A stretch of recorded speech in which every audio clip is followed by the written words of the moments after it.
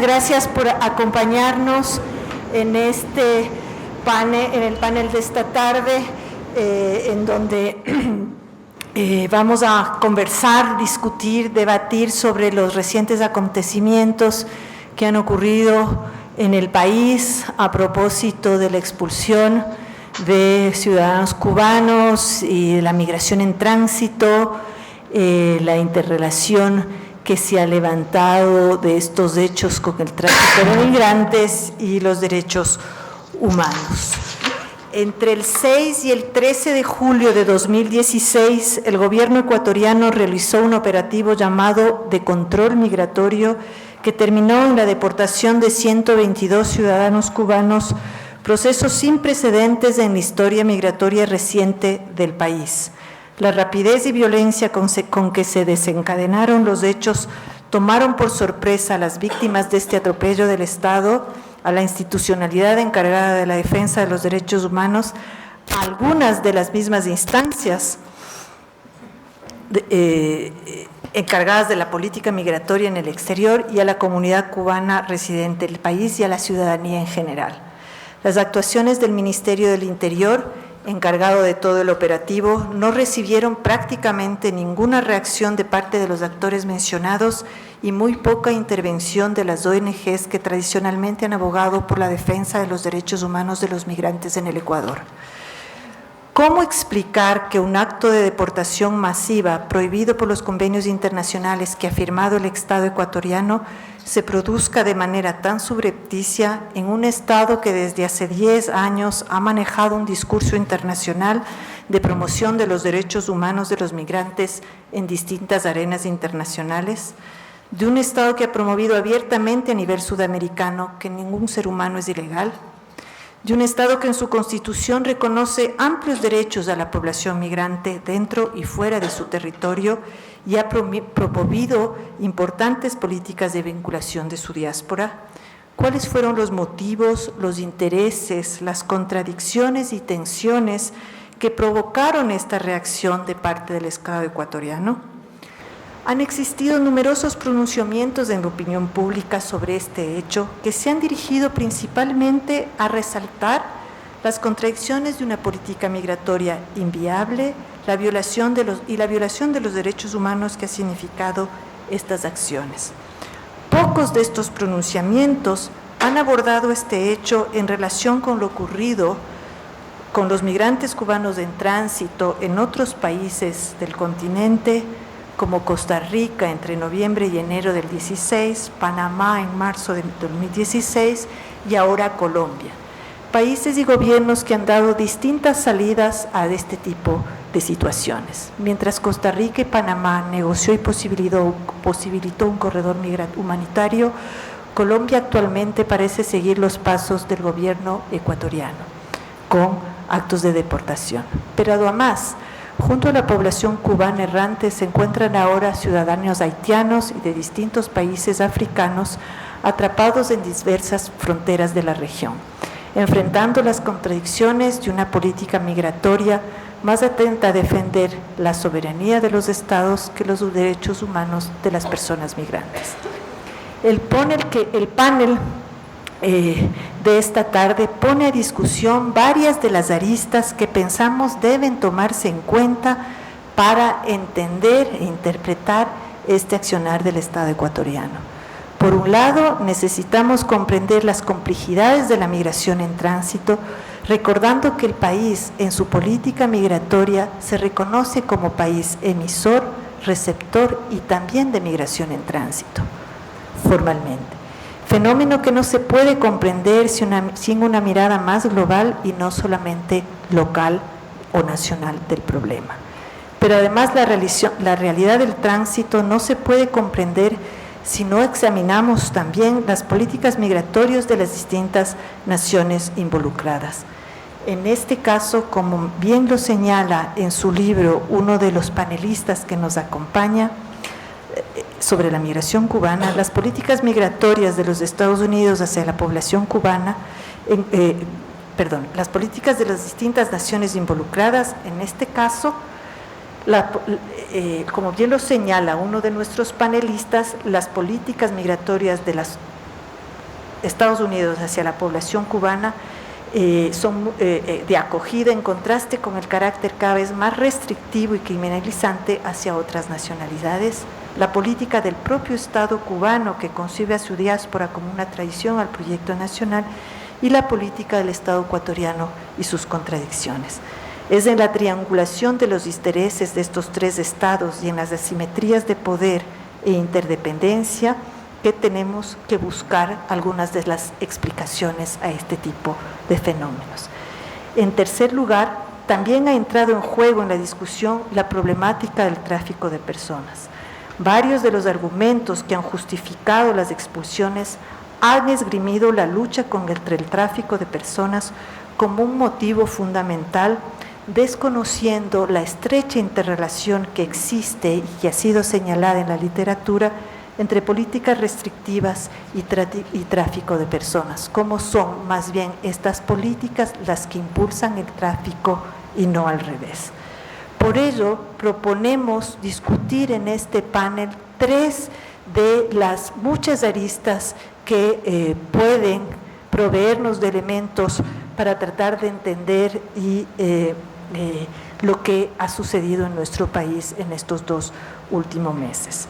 Nos acompañan en este panel Soledad Álvarez, doctoranda de King's College, Inglaterra, quien se encuentra justamente desde hace ya varios años estudiando la migración en tránsito en América Latina y en particular la migración en tránsito en Ecuador y su relación con los regímenes globales de desigualdad social y violencia estatal.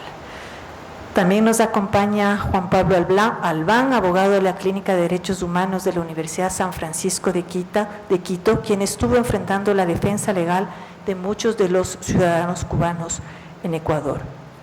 Ahmed Correa, abogado y sociólogo, autor del libro De Caribe a la mitad del mundo, Migración cubana en Ecuador, quien es, por tanto, un amplio conocedor de la problemática y ha seguido muy de cerca estos acontecimientos. En cuarto lugar, también hablará Marta Cecilia Ruiz, coordinadora del Observatorio Latinoamericano sobre Trata de Personas y Tráfico de Migrantes en Ecuador, de Flaxo, Ecuador. Por último, también tenemos el gusto de contar con la intervención vía Skype de Marco Romero de CODES Colombia, con quien conoceremos cuál es la situación de los migrantes en tránsito en territorio colombiano, principalmente a partir de la crisis en turbo en la frontera entre Colombia y Panamá, en donde se encuentran atrapados centenares de ciudadanos migrantes en tránsito. Con esta breve introducción, quiero nuevamente agradecer su presencia y dar la palabra a nuestra primera panelista, Soledad Álvarez.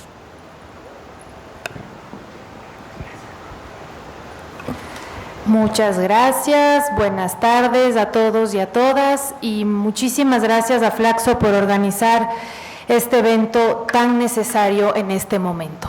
El trabajo que quiero compartir con ustedes esta tarde se llama La migración irregularizada en tránsito por la región entre el control y la violencia. El recurso a la violencia como forma de control no es una novedad en Ecuador. Sí, la masiva y sobre todo abiertamente anticonstitucional expulsión de migrantes. Los eventos sucedidos en julio, donde 122 cubanos fueron expulsados del país, fungen como un punto de inflexión en la actuación estatal frente a la migración irregularizada. Ese evento suscitó además una cadena de violentas respuestas de por lo menos 6 estados, destapando una compleja realidad: la migración irregularizada en tránsito de caribeños, africanos y asiáticos por el corredor que conecta a Centroamérica con Estados Unidos. En Ecuador, los operativos de control y deportación, siempre a la madrugada, contaron con francotiradores, drones, brigadas caninas, más de 500 miembros de la policía, con unidades antimotines, grupos especializados de la policía y un camión hidrante rompehuelgas. En Colombia, fuerzas policiales, militares, drones y helicópteros también fueron usados en las deportaciones de cubanos y haitianos. En Panamá, en un vaivén entre decisiones por abrir o cerrar la frontera, finalmente esta se militarizó. Costa Rica impuso más de 400 oficiales para reforzar su frontera. Nicaragua no se quedó atrás. Con balas de goma y bombas lacrimógenas frenó el paso de haitianos, cubanos y africanos, y México comenzó también a deportar a migrantes. ¿Por qué 6 estados hacen ese espectacular despliegue de violencia frente a migrantes irregularizados? ¿Qué representa el tránsito irregularizado por nuestra región que merece tal despliegue policial? Para sugerir ciertas respuestas, esta tarde les propongo analizar 3 puntos. Primero, las implicaciones de la actual cruzada en contra de la migración irregularizada en tránsito. Segundo, su supuesta novedad de tránsitos irregularizados en la región. Y por último, la posible configuración de un régimen de control y deportación regional análogo a regímenes globales. Las imágenes que todos vimos de expulsiones de cubanos y haitianos se suman a las ya conocidas de la frontera sur de México y de México en el norte con Estados Unidos y de la zona del Mediterráneo, ratificando que globalmente hay una campaña estatal para restringir a los migrantes sin papeles y frenar su tránsito. La palabra migración proviene del verbo migrare, que se relaciona con mutare, cambiar o moverse. La palabra tránsito, en cambio, da cuenta de un movimiento o desplazamiento. Es decir, el tránsito es inherente a la migración, es su motor, pues esta nunca es estática ni fija. De hecho, resulta una tautología hablar de migración en tránsito. No obstante, al juntarlos, inmediatamente se los carga de un significado político. Cuando discurso estatal y mediático habla de migración en tránsito, no se refiere a cualquier tipo de migración, sino de aquella que transita de manera irregularizada y que irrumpe el orden nacional. Los migrantes regularizados también transitan y sin embargo no son amenazas nacionales. El problema está en la condición irregularizada del que transita y además de su origen nacional. Cuando se añade una nacionalidad periférica, sea caribeña, sudamericana, asiática o africana, el tránsito irregularizado se convierte en una amenaza a la seguridad nacional. El problema no solo está entonces en transitar sin papeles, sino en el país de origen del que transita. Ahora bien, pocas veces se cuestiona la causalidad de este tipo de migración. Se la naturaliza aduciendo su responsabilidad al migrante que ha quedado irregularizado. Literatura crítica, sin embargo, desnaturaliza esa concepción y afirma, nos lleva a comprenderla como una producción del Estado.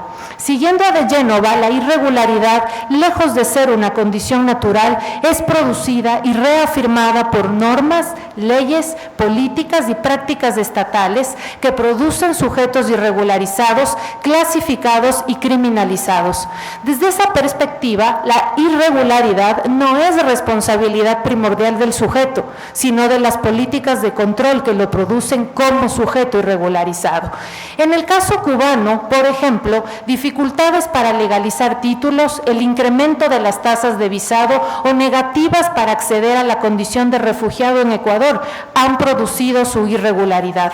O en la dinámica más grande del corredor desde México hasta nuestro país, las restrictivas políticas estadounidenses son las que confinan a tránsitos irregularizados de ecuatorianos, haitianos, senegaleses, entre tantos otros.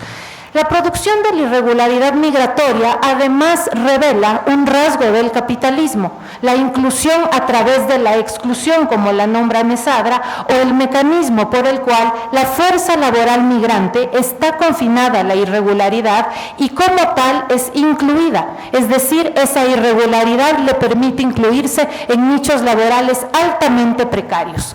De ahí que para comprender la migración irregularizada en nuestra región, tenemos tenemos que poner el ojo en cómo las políticas migratorias locales y globales a la vez inciden en generar ese tipo de migración y además en comprender cómo esos migrantes irregularizados son parte de nuestras economías informales.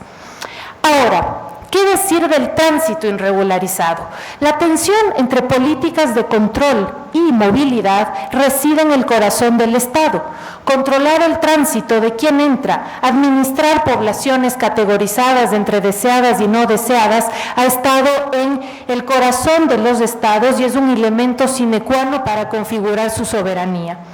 Pero para comprender esa tensión en su contemporaneidad debemos localizarnos en los años 90. En esos años la migración irregularizada proliferaba a causa de la caída de regímenes socialistas, de conflictos en la ex Yugoslavia y en Albania, y en África y en Medio Oriente. Sobre todo en Europa, reacciones muy xenófobas suscitaron lo que Dubel y Jordan llaman un llamado a contener el tránsito irregularizado. En ese contexto, al tránsito se lo vinculó con el tráfico transnacional de migrantes, generando desde entonces un irrefutable argumento para que los estados combatan ese delito transnacional frente a la migración no deseada. Así, entre migración irregularizada, seguridad nacional y criminalidad se estableció un vínculo inquebrantable. A una perspectiva delictiva como esa, nada le interesa comprender o actuar sobre las causas estructurales como la desigualdad, la guerra o el control migratorio que producen migraciones irregularizadas en tránsito. Es más, esa perspectiva delictiva le hace el juego a un sistema fundado en la desigualdad. El llamado a combatir el tránsito migratorio irregularizado tuvo eco en Estados Unidos, donde se tomaron medidas que en el escenario post-9/11 fueron reforzadas para frenar tránsitos irregularizados, pues en esos movimientos se podían colar supuestos terroristas. En América Latina, ese giro aparentemente solo estaba presente en México, país que funge como frontera preliminar para detener esos tránsitos. De hecho, entrando el siglo XXI, Sudamérica, a contracorriente del giro securitista, se posicionó como región pro derechos humanos. En la región, la migración irregularizada no es una novedad. En México, desde inicios del siglo XX, en Honduras, en El Salvador, Colombia, Ecuador o Perú, por lo menos desde los 60 se configuraron redes de coyoterismo para el tránsito de migrantes irregularizados de Estados Unidos. En Ecuador, por ejemplo, ir por la chacra, como en el austro se conoce a la migración vía coyote, opera desde los años 60, habilitando proyectos migratorios, procesos de reunificación familiar de ecuatorianos irregularizados hacia el norte. Fuentes periodísticas y académicas también revelan que tránsitos irregularizados de peruanos, de gente de Medio Oriente o de África vía Ecuador hasta Estados Unidos han tenido lugar por lo menos desde los 70s. Es decir, somos una región constituida por flujos irregularizados que llevan décadas transitando a otros destinos. Lo que sí es una novedad es la diversidad de flujos que están llegando como consecuencia de la globalización de los efectos de conflictos bélicos, políticos y socioeconómicos en diversos puntos del planeta. Hasta aquí llegan migrantes y solicitantes de refugio intrarregionales de Medio Oriente, de África y de Asia, que en muchos casos transitan a otros destinos. Antes dijimos que el llamado global a combatir la migración irregularizada no tuvo eco en la región. Los eventos recientes revelan, sin embargo, que por un lado efectivamente están incrementando la llegada de migrantes irregularizados que transitan y por otro que complejas formas de control se están configurando. Frente a la migración irregularizada, los estados regionales bien podrían habilitar procesos extraordinarios de regularización que se ajusten a las necesidades de los migrantes. Sin embargo, eso no lo hicieron, por lo menos durante los eventos de julio. Lo que sí sucedió fue la detención y la deportación, medidas que de acuerdo a instrumentos internacionales deberían ser el último recurso. Frente al tránsito irregularizado en la región, cabría preguntarse en cambio por qué los estados insisten en frenar la movilidad de aquellos que no quieren quedarse sino transitar a otros destinos. ¿A quién le interesa que se frene ese tránsito? La externalización de las fronteras es un mecanismo de control que Estados Unidos y Europa vienen desplegando en cooperación con países tapón para la contención migratoria y para la seguridad fronteriza. Siguiendo Mesadra y Nilsson, esa externalización produce zonas de frontera o de tránsito que moldean corredores migratorios donde la deportación es clave. Hoy, deportar es el mecanismo por el cual los estados confirman su efectividad para definir quién es parte de su orden nacional y para garantizar su seguridad frente a la amenaza de la migración irregularizada que ellos mismos producen. La deportación no elimina la movilidad, quizá la suspenda temporalmente, pues los migrantes reactivan tránsitos inmediatos.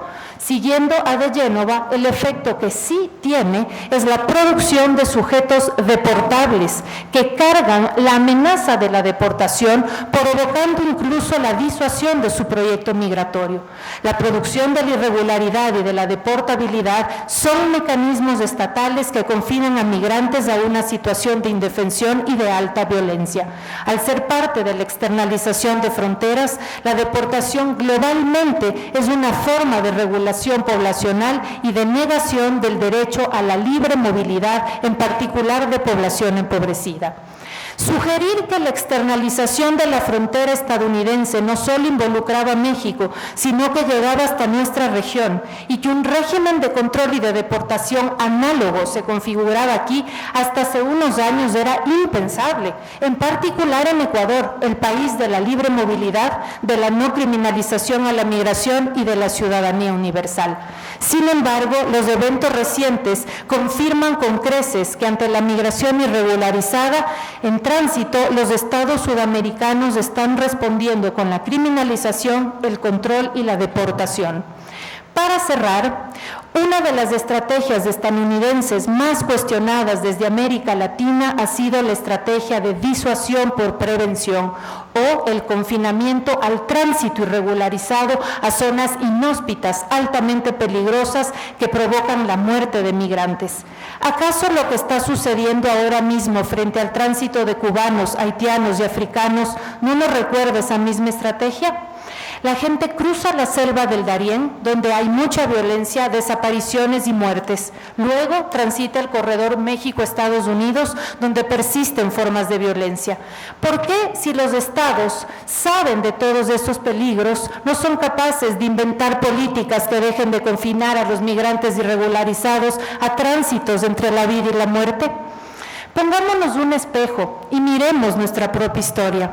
Ir por la chacra, ser migrantes irregularizados en tránsito, atravesar las violencias del Darién y del corredor México-Estados Unidos no nos es ajeno. Así han migrado durante 5 décadas y lo siguen haciendo miles de ecuatorianos y así se ha construido este país.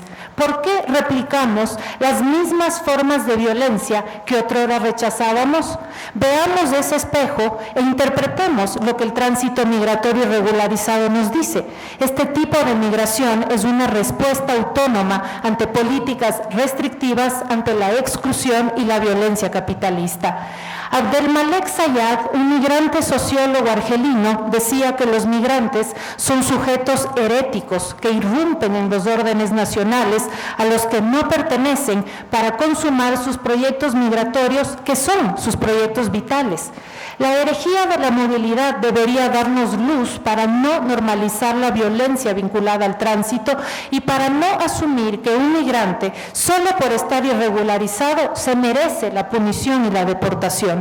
Mientras las únicas respuestas sean la violencia, mayor muertes habrán en esos tránsitos, siendo los estados de origen, tránsito y destino los responsables.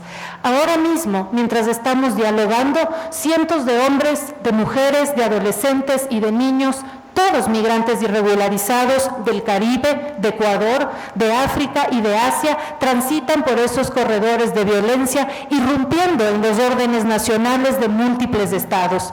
Ellos no detendrán su paso hasta consumar su deseo por una nueva vida, la que ellos buscan. Nosotros, en cambio, pública y abiertamente, no detengamos nuestra capacidad crítica ante la violencia que generan los estados en su iluso afán por mantener el orden nacional y contener ese impulso vital por transitar. Gracias.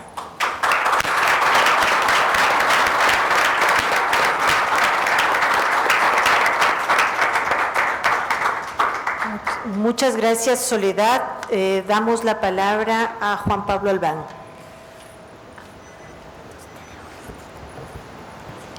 Gracias, buenas tardes. Quiero empezar por agradecer la invitación de Flaxo y del Observatorio. Creo que es muy importante que tengamos debates sobre esta problemática que lamentablemente en nuestro país no es una problemática nueva. Lo que pasa es que los ecuatorianos tenemos memorias frágiles. Y yo justamente quiero empezar por explicar ciertos antecedentes. Y voy a empezar por describir un antecedente que es un antecedente global. El mundo vive actualmente la peor crisis de derechos humanos desde la Segunda Guerra Mundial. Esa crisis se ve reflejada particularmente en un fenómeno muy notable del que hemos sido testigos como humanidad en los últimos meses, que es el desplazamiento de 5.2 millones de personas nacionales del Estado sirio que escapan de la violencia. Y a raíz de eso, una serie de medidas de restricción de acceso, de cierre de fronteras adoptadas por los Estados europeos. Con ese mismo pretexto de que tienen que atender una crisis humanitaria, el cierre de todas las otras vías de ayuda en otros temas de derechos humanos. Y la toma de la decisión, por ejemplo, de no colaborar más con otros sistemas regionales como el interamericano. Eso es lo que estamos viviendo en este momento. Estamos viviendo además una normalización a los ojos de la mayoría de gobiernos del mundo del retiro de los derechos, de las libertades de las personas. Tenemos cada vez más categorías desechables en nuestras sociedades, cada vez más parias de las sociedades, personas sin derechos, y tenemos que regresar a la discusión básica, al derecho de tener derechos, es decir, a la condición misma de persona, de sujeto de derechos. Tengo que también referirme un poco, antes de que podamos entrar en la discusión sustantiva, sobre cómo los derechos humanos se han visto comprometidos a través de la toma de decisiones del poder público ecuatoriano en el curso del último mes y medio respecto de las personas migrantes. Decía que refrescar en la memoria de los participantes los antecedentes locales, porque el Ecuador empezó a recibir flujos importantes de personas en necesidad de protección internacional en la década de los 70s, cuando en los momentos más crudos de las dictaduras militares del Cono Sur, chilenos, argentinos y uruguayos, muchos de los cuales todavía siguen radicados en este país, empezaron a llegar al Ecuador. Y el Ecuador siempre tuvo, entre comillas, una tradición de apertura, de solidaridad, ¿sí?, de comprender el sufrimiento ajeno frente a la persecución en las tierras propias y en consecuencia decidir abrir sus fronteras. Y se supone que la Constitución que adoptamos en el año 2008 justamente lo que hacía era consagrar esa tradición que ya en la práctica existía desde un punto de vista jurídico normativo. Pero la realidad es que, más allá de los buenos propósitos expresados en la Constitución del año 2008, en las normas específicas que establecen derechos de movilidad en esa Constitución del año 2008, en la política nacional adoptada desde el Poder Ejecutivo, que es aquel que tiene la rectoría de las políticas públicas en el país, también desde el año 2008, inclusive con un documento rimbombante sobre cómo en el Plan Nacional del Buen Vivir del 2009 al 2013 se iba a implementar los derechos de movilidad y cómo nosotros no teníamos cara de reclamarle a otros estados que respetaran a los ecuatorianos que tuvieron que emigrar como consecuencia de la grave crisis de final de siglo y milenio a otros países si nosotros no empezábamos por respetar los derechos de quienes habían migrado al Ecuador. Y abrimos las fronteras. Eso es lo que hicimos, abrimos las fronteras. Pero eso es hacia afuera. La Constitución de la República del Ecuador no solo contiene derechos de movilidad, también contiene un principio muy interesante que se encuentra en la sección del régimen del buen vivir, precisamente, que se llama principio de la ciudadanía universal, del que mucho se habló justamente a raíz de la crisis de los cubanos a inicios del mes de julio. Pero yo, en lo personal, y desde luego esto es una opinión, y les ruego que sean tolerantes conmigo, creo que el Ecuador no es el país de la ciudadanía universal. El Ecuador es el país de la hipocresía universal. Eso es. Lo voy a demostrar leyendo un fragmento de un documento muy interesante, que dice así. Dice así: las normas y principios que rigen los derechos de asilo, refugio, no extradición, no entrega, no expulsión, no transferencia, son convergentes en la medida que sea necesario para perfeccionar la protección y dotarle de la máxima eficiencia. Son complementarios del derecho internacional de los derechos humanos, el derecho del asilo, el derecho de los refugiados y el derecho humanitario. El Ecuador considera que todo este conjunto de principios, normas, mecanismos y procedimientos previstos en los instrumentos internacionales de derechos humanos de carácter regional universal, que contemplan entre sus disposiciones el derecho de buscar, recibir y disfrutar de asilo por motivos políticos, las convenciones que regulan el derecho de asilo y el derecho de los refugiados y reconocen el derecho de no ser entregado, devuelto o expulsado cuando hay fundados temores de persecución, etcétera, etcétera, etcétera, son normas imperativas del derecho internacional. El texto, por si acaso no es mío, le corresponde al señor economista Ricardo Patiño, y son las palabras que pronunció con ocasión del otorgamiento de asilo político al señor Julian Assange, el único ciudadano universal.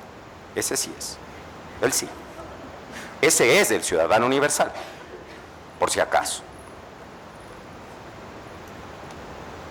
Del 10 al 15 de junio del año 2010 se encuentra en la sala Javier Arcentales, que podría explicar esto mucho mejor que yo, y debe estar sentado en la mesa tal vez, pero voy a tratar de hacer el ejercicio que él haría. Del 10 al 15 de junio del año 2010, las Intendencias Generales de Policía del Ecuador junto con la Policía Nacional emprendieron por primera vez un proceso muy similar al que vivimos en julio de este año, que se llamó Operativo Identidad. En el contexto del Operativo Identidad fueron detenidas 224 personas. De esas 224 personas, 52 eran de nacionalidad cubana. Todos ellos en aplicación de una legislación caduca, adoptada cuando vivíamos en dictadura militar, en un contexto en que el propósito era la selectividad migratoria y la seguridad nacional, fueron deportados. Lo que vivimos entonces a inicios de julio de este año no es una cuestión aislada. Cuando miramos desde un punto de vista estadístico, por ejemplo, cómo la Cancillería a través de su Dirección de Refugio ha ido reduciendo los números de solicitudes de reconocimiento del Estatuto de Refugiado, entre el año 2010 y la fecha, nos vamos a dar cuenta que la política del Ecuador es cualquier cosa menos de frontera abierta.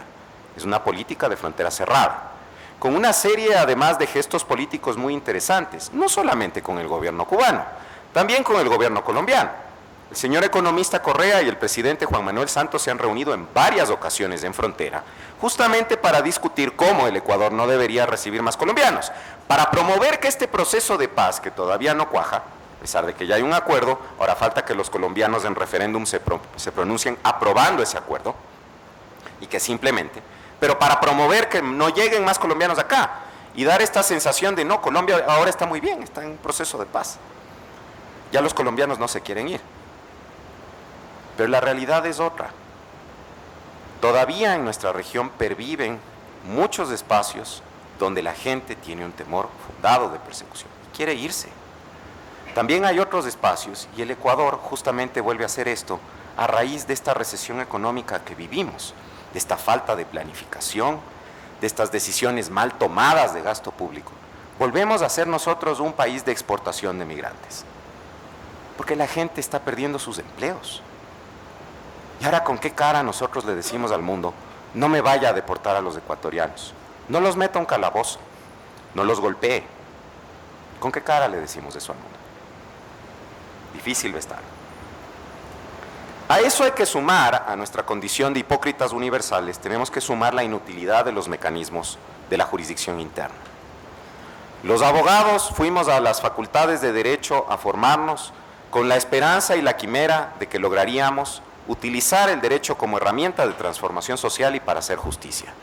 Nada de lo que aprendimos en las facultades de Derecho, quienes somos abogados graduados en este país, sirve absolutamente de nada.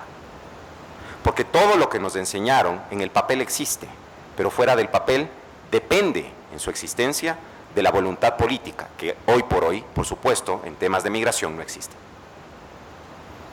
Entonces, claro, uno cree que se presentará ante el juez contravencional, que llevará adelante una audiencia en un proceso de deportación, que va a ganar la audiencia del proceso de deportación, que se resolverá que el ciudadano no sea deportado y luego, en realidad, entre gallos y medianoche, quien toma la decisión es un jovencito de 26 años a quien se le ha dado la tarea, porque no quiere dar la cara el que debería tomar la decisión, de ser el que expulsa a extranjeros del país.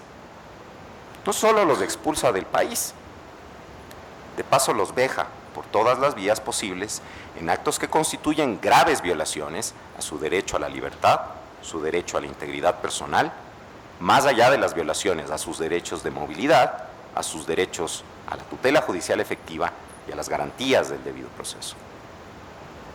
Eso es lo que está ocurriendo. Entonces, el mecanismo interno, aún ganando, no sirve. Las garantías jurisdiccionales, diseñadas justamente para tutelar los derechos de los ciudadanos, también han demostrado su inutilidad en la práctica. Estamos viendo cómo, por ejemplo, los recursos de habeas corpus no surten el efecto para el que han sido diseñados. No solamente con ocasión de los procesos de expulsión masiva de extranjeros, expulsión irregular de extranjeros. Pensemos en un ejemplo más reciente que demuestra de manera todavía más meridiana cómo los recursos en el plano interno son recursos ilusorios, es decir, que demuestran inutilidad en la práctica.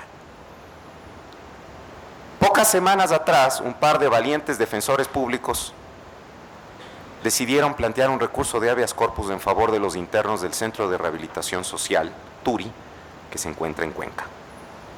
Lo hicieron luego de que llegó a sus manos grabaciones de video de 7 horas en las que se observa a miembros de la Policía Nacional del Ecuador correctamente uniformados, sacándoles a empellones de sus celdas, tendiéndoles en el piso, golpeándoles brutalmente, forzándoles a desnudarse, dándoles descargas eléctricas, violándoles con los toletes. Eso es lo que se observa en los videos. Y el recurso de habeas corpus fue un saludo a la bandera, porque a pesar de que una de las finalidades que conforme a la misma Ley Orgánica de Garantías Jurisdiccionales y Control Constitucional debe tener ese recurso, que es proteger los derechos de las personas que se encuentran en situación de particular vulnerabilidad porque están bajo el control absoluto del Estado, privados de libertad.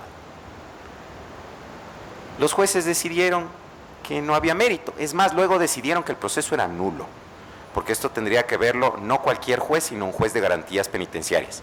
No se han creado los juzgados de garantías penitenciarias y ejecución penal, no existen. Entonces no hay quien tutele los derechos de los presos. Esas son las garantías jurisdiccionales en el Ecuador. Un país donde 9 de cada 10 acciones de protección son rechazadas en in limine litis. Y de la restante que es admitida, el 90% es rechazada en mérito. Esas son las garantías jurisdiccionales en el Ecuador. Esas son las garantías de nuestros derechos en el Ecuador. Frente a hechos públicos y notorios que comprometen al Estado internacionalmente, autoridades públicas llamadas a tutelar los derechos de los ciudadanos ecuatorianos han guardado un silencio básicamente hasta el final de los procesos. Con todo el aprecio que le tengo a Ramiro Rivadeneira, por ejemplo, defensor del pueblo, su pronunciamiento fue tardío. Con todo el aprecio que le tengo a Ernesto Pazmiño, defensor público general, que ahora se está enfrentando al Estado, pero su actuación también fue tardía. Con todo el respeto que le tengo al doctor Galo Chiriboga, fiscal general del Estado, pero ya debería existir una investigación abierta por los maltratos a los que fueron sujetos los detenidos en el operativo del Arbolito. Ya debería existir, y no hay. No hay división de poderes tampoco, eso ya incidentalmente lo mencioné. Entonces, ¿cuáles son las perspectivas futuras? Uno cree como abogado que tiene que seguir usando las herramientas del derecho y la razón, que tiene que seguir activando mecanismos, los nacionales no valen, entonces busquemos un mecanismo internacional. Pero entonces aquí viene lo más grave, porque se alertó al Alto Comisionado de las Naciones Unidas para los Refugiados porque muchos de los detenidos en el operativo del Arbolito y que fueron luego expulsados de manera irregular y masiva, eran solicitantes de refugio, unos aquí mismo en Ecuador, otros en Brasil. Para varios de ellos se pidió refugio en las mismas audiencias de deportación. El ACNUR jamás se pronunció.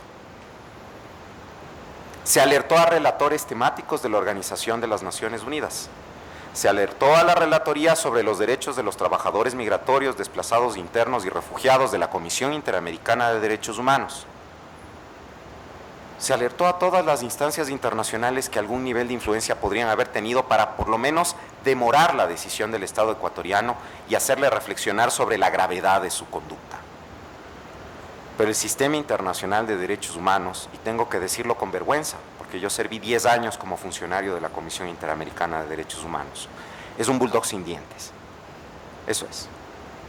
Es la amenaza de que algo ocurrirá con la certeza de que nada ocurrirá. ¿Qué nos queda entonces?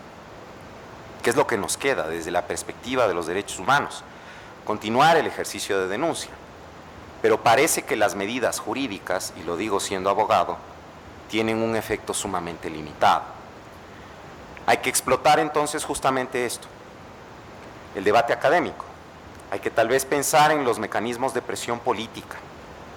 Hay tal vez que pensar en visibilizar un poco más desde el punto de vista de la información ciudadana la gravedad de este tipo de situaciones. El problema, y vuelvo al inicio, es que trabajamos justo con uno de esos grupos desechables, con uno de esos grupos de parias, que poco le importan a la sociedad, no a la ecuatoriana, a la global.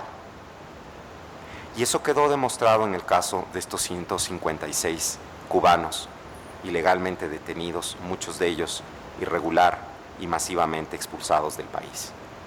Porque la solidaridad de la sociedad quiteña, que había sido tan patente pocas semanas antes, a raíz del terremoto que sacudió la costa, no pudo percibirse casi en absoluto a raíz de esta decisión del poder de una vez más arrasándolo todo, pararse sobre la cabeza de los ciudadanos para hacernos sentir que no estamos en democracia. Corolario, he sido muy pesimista, ¿no? Creo que lo que soy es realista. Yo no me voy a dar por vencido, no sé ustedes. Veo muchos rostros familiares de la gente que esos días estuvo arrimando el hombro. Y porque les conozco hace tiempo a algunos, sé que no se van a dar por vencidos tampoco. El tema es cómo entusiasmamos a más gente, y yo creo que un buen inicio es tener estos espacios para difundir lo que pasó. Muchas gracias.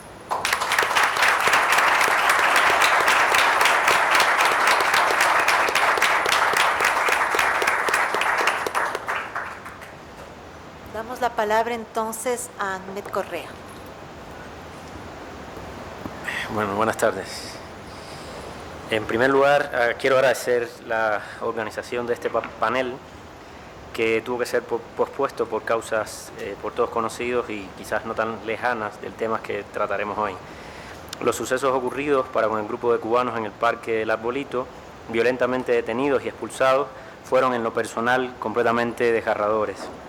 Así que quizás haya convenido la dilación de este panel, y hablo por mí, pero quizás algunos compartimos esta opinión, ya que el tiempo nos ha permitido descansar y algo de la calma necesaria para realizar este ejercicio. Quiero además señalar que hay muchas personas, algunas que están acá, otras que no están, cuyos testimonios constituyen piezas reveladoras para la comprensión del régimen migratorio ecuatoriano, de la actuación del Estado cubano, de los órdenes estatales y la configuración de un régimen regional de control y deportación migrante, y en general para la comprensión de la condición migratoria de estas personas. Hay diversos temas que pudieran ser discutidos, y me alegra mucho además lo que ya se ha dicho y lo que sé que un poco también Marta Cecilia va a comentar, porque creo que estamos un poco bien en diálogo. Pero de la experiencia reciente hay algo que me resulta inquietante y sobre lo que espero poder generar una reflexión no solo teórica, sino también política, y por tanto nada definitiva. En diversos espacios hubo personas que se me acercaron o que escribieron y que preguntaban sobre lo que estaba ocurriendo, y en no pocos casos, y esto es algo además que se puede rastrear en la cobertura mediática de los hechos, había una pregunta que resultaba recurrente: ¿pero estaban ilegales?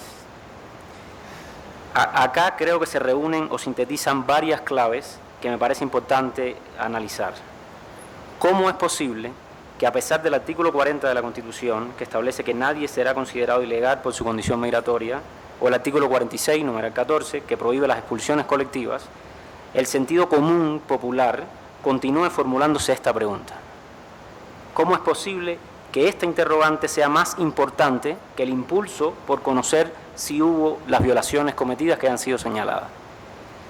¿O cómo es posible que incluso afirmándose que en efecto hubo violaciones de varios tipos, la sola invocación de la irregularidad de unos pocos ha sido suficiente para deslegitimar toda reivindicación sobre el resto? Quizás un buen ejemplo de esto fue la entrevista que, como parte del derecho a réplica a las declaraciones del canciller Long, tuvo recientemente Jesús Pérez, que está por acá, en medios públicos. Quiero mostrar algunos datos que en realidad son más bien, no sé cómo esto funciona. Creo que es importante también dimensionar los hechos. Estos son los datos del censo del 2010. La población cubana está en la sexta posición, me parece.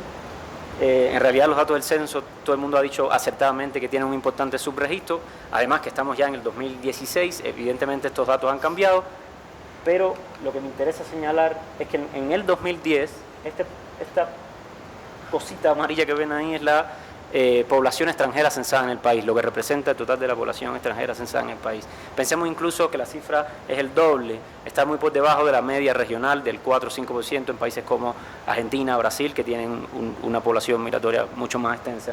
Y estos datos son los datos de ingresos y salidas que da el INEC, muy a pesar de los datos que dio en su momento la Cancillería, que no sé de dónde salen, y que, por ejemplo, siguen todavía ubicando en el año 2014 a la población cubana, en este caso en la 9ª posición, y en el 2013 en la 10ª, y creo que, por ejemplo, en la diapositiva anterior salieron más gente de las que entraron. Digo esto porque también hay una cuestión acá que tiene que ver con la dimensión de lo que estamos hablando, que me parece importante mostrar, ¿sí? Con todo lo ocurrido, se ha expuesto no solo la inaplicabilidad de la Constitución en materia de movilidad, sino su naturaleza de mito.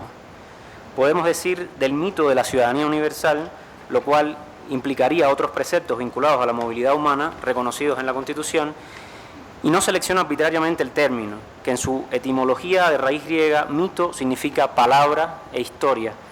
En el contexto de la expulsión de los 121 cubanos hemos escuchado y leído, ya lo decía hace un momento también Albán, críticas a la cuestión de la ciudadanía universal, críticas hechas desde posturas ideológicas muy distintas, desde sensibilidades diferentes del tema migratorio. Ya sabemos que no existe en la legislación ecuatoriana ninguna norma que asigne derechos de ciudadanía de manera directa o extraordinaria, a no ser el procedimiento ordinario de naturalización que se encuentra vigente en Ecuador desde el siglo pasado. Que por tanto, cuando criticamos la ciudadanía universal, lo que criticamos en la práctica ni siquiera es la libre movilidad, sino en verdad el libre visado, o sea, la no exigencia de visa para ingresar al país. Pudiera decirse que justificadamente hemos abandonado el mito, la palabra, y con ello la posibilidad de que sea historia. Pero observando la continuidad de estos hechos a nivel regional y nacional, y también el contexto global, creo que es importante pensar en el efecto de abandonar esa figura mítica de ciudadanía universal. Una de las exponentes más importantes de la sociología jurídica latinoamericana es la colombiana Julieta Lemaitre. En su investigación doctoral El Derecho como Conjuro, Lemaitre regresa sobre la discusión del fetichismo legal para reivindicarlo en una propuesta claramente política. Comprende la autora que el derecho no modifica la realidad, un poco lo que contaba Albán de primera mano, ¿no?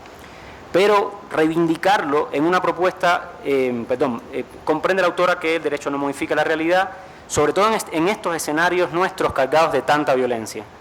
Pero a su vez, plantea Lemaitre, y la cito, el derecho produce significados sociales y como tal es parte de las luchas políticas que se dan en torno a dichos significados. Podemos discutir sobre estrategias y posibilidades, pero es innegable que la regulación de la libre movilidad y la ciudadanía universal como principio de las relaciones internacionales en la Constitución de Montecristi representan una síntesis de significados sobre la movilidad humana y un importante referente regional en un mundo donde la xenofobia y el nacionalismo fundamentalista avanza a paso seguro. Hablar de ciudadanía universal en el contexto migratorio latinoamericano es tremendamente herético, ya que supone reconocer la humanidad y la condición de sujeto de derecho de toda persona migrante. Y esto implica que el presidente Rafael Correa tenga que trastabillar cuando va a explicar en la sabatina lo ocurrido, la imposibilidad de poder apelar a la situación de ilegalidad migratoria para justificar la violencia desplegada. Apelar a un eufemismo significa que hay maneras peores de decir las cosas. Alguien podrá decir que esto es una fantasía, sí, pero es una fantasía para la resistencia. ¿Por qué afirmo esto? Bueno, porque las cosas siempre pueden cambiar para peor. Y teniendo en cuenta los hechos, que no tengamos ese mito, que renunciemos a él, significa una condición de posibilidad para escenarios peores. Significa, en síntesis, que el Estado ecuatoriano pueda legítimamente reivindicar para sí el derecho a la violencia contra la población migrante. Que sea posible un régimen migratorio en el cual sea natural lo que se declara en otros lugares, como por ejemplo que la Migración Colombia, sin empacho de ningún tipo, publicite que ha deportado más de 5.800 personas en lo que va de año. Es importante además señalar que cuando la Maitré, Rodríguez Garavito y otros estudiosos de la sociología jurídica plantean las posibilidades de producción del sentido del derecho, no se limitan a comprenderlo como proceso que se agota en el acto legislativo promulgado. El mito de la ciudadanía universal no solo fue atacado con la expulsión de migrantes del mes de julio. Desmontar un mito constitucional es difícil, porque necesita ser liquidado en su propio terreno, en la Constitución, ya que siempre existe el riesgo de que alguien invoque su sagrada constitucionalidad y que otros así lo crean. Y por eso es importante para el poder la misión que cumplen discursos como el de María Augusta Calle, que a través de la palabreja eufemizada de migración responsable persigue el desmontaje de la constitucionalidad de ese mito. Recuerdo además ahora que pude entrar a algunas de las audiencias, la cara de los jueces cuando los abogados defensores empezaban a invocar los preceptos de la Constitución y era con... O sea, que no, en realidad era algo que podíamos prescindir de esto, ¿no? Lo que se pretende es mantener el existente régimen migratorio selectivo.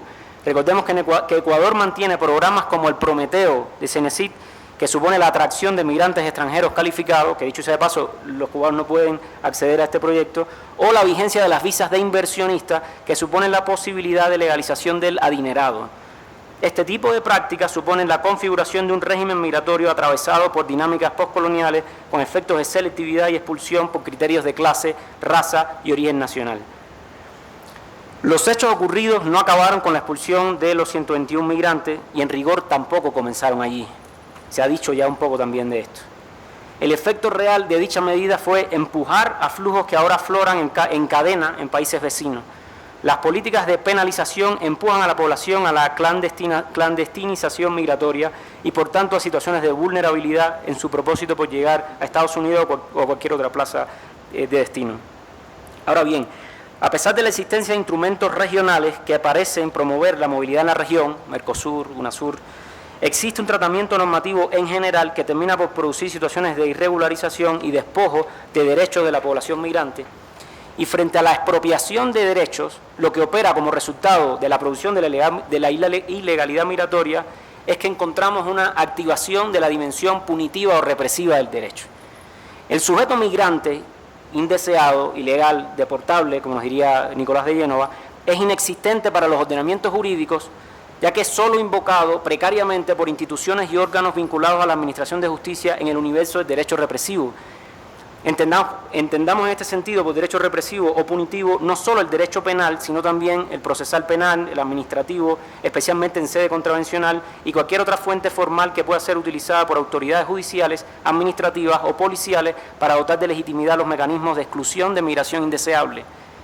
En la ordinaria gestión de la migración indeseada, la activación del derecho punitivo no está justificada jurídicamente, ya que esta activación no responde a la solución de hechos delictivos. La migración, irregular o no, no es una figura delictiva.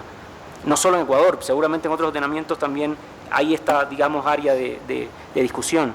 Sin embargo, esta opera como resultado de un sistemático ejercicio de expansión penal en torno a la existencia migratoria, lo cual representa el abandono selectivo de la teoría objetiva de la interpretación penal y una suerte de activación frente a la experiencia migratoria de la polémica teoría del derecho penal del enemigo de Junter-Jacobs de 1985, teoría que justifica la suspensión del debido proceso y las garantías procesales del sujeto enemigo y que además ha servido de fundamento para la actuación, vale decir, torturas y detenciones indeterminadas como parte del proceso penal en contra del terrorismo internacional.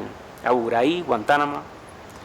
En definitiva, el migrante indeseado es también en la práctica el otro bárbaro contra quien está justificada la violencia no legítima, lo cual es una primera evidencia de la denegación de su humanidad. Tal situación es grave y supone que frente a la actuación punitiva a los migrantes les queda el flujo clandestino con todos los peligros que esto implica. Uno de los más importantes textos de Hannah Arendt sobre la Segunda Guerra Mundial es El origen del totalitarismo. A pesar del riesgo de ser reduccionista, puede afirmarse que, entre otras cosas, lo que nos está diciendo Hannah Arendt en este trabajo es que la consolidación del totalitarismo de la Segunda Guerra Mundial se da, al menos en parte, en el periodo entreguerra, a través de, cito, la poderosa posición que la policía había logrado a lo largo de los años en su irrefrenada y arbitraria dominación de los apátridas y los refugiados.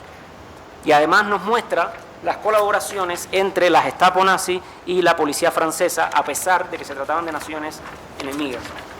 No es mi intención comparar dos escenarios históricos que son completamente diferentes y tampoco adoptar el facilismo errático de llamar fascista a cualquier arbitrariedad. Pero sí me parece importante recuperar la reflexión de Arendt sobre el papel que jugó la consolidación del poder policial en su cruzada contra la migración como uno de los factores que condicionaron el totalitarismo europeo de la Segunda Guerra Mundial. Una elemental recapitulación de lo ocurrido nos permitiría con horror advertir que el problema no ha sido un grupo de migrantes que fueron deportados.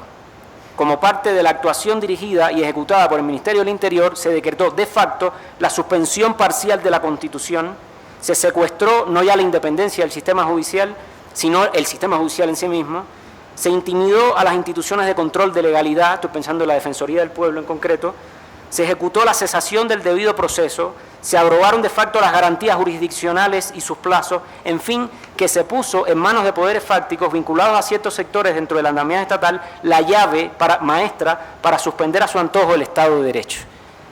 Esto no es algo nuevo y no hay satisfacción alguna en decir que hemos venido alertándolo desde hace bastante que la situación de población migratoria en Ecuador no es un otro tema. No es casual que el decreto ejecutivo 1182 del 2012, que afortunadamente fue declarado parcialmente inconstitucional por la Corte Constitucional del Ecuador, haya sido elaborado en el Ministerio Coordinador de la Seguridad. Es más bien un testimonio de lo que ha venido ocurriendo, no solo en materia migratoria, sino en la avanzada de la doctrina de la seguridad en paralelo a otros temas de la agenda nacional.